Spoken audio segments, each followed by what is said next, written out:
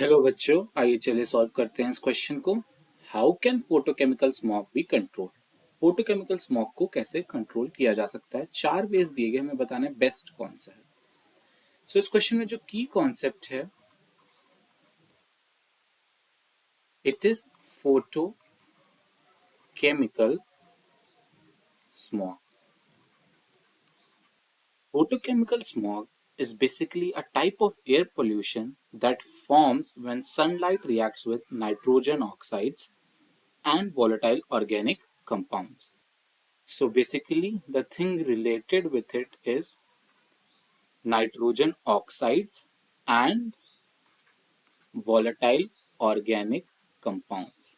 So basically, this photochemical smog is oxidizing smog owing to the presence of these nitrogen oxides, which causes corrosion of metal, stones, rubber, and painted surfaces.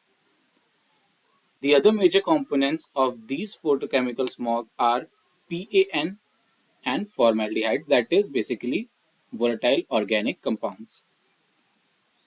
And all of these cause nose and throat irritations. So the thing is that how can we control this photochemical smog? These photochemical smogs are results of burning of fossil fuels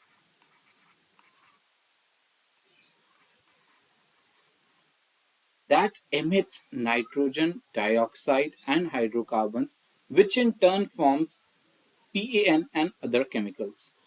So the best way to reduce this is by using catalytic converters in the automobile or industry.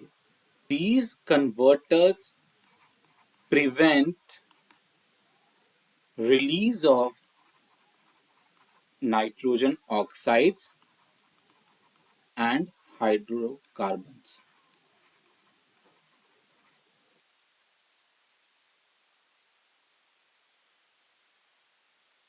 Along with this, along with this, certain plants, example Pinus, Pyrus, Vitis, these can metabolize nitrogen oxide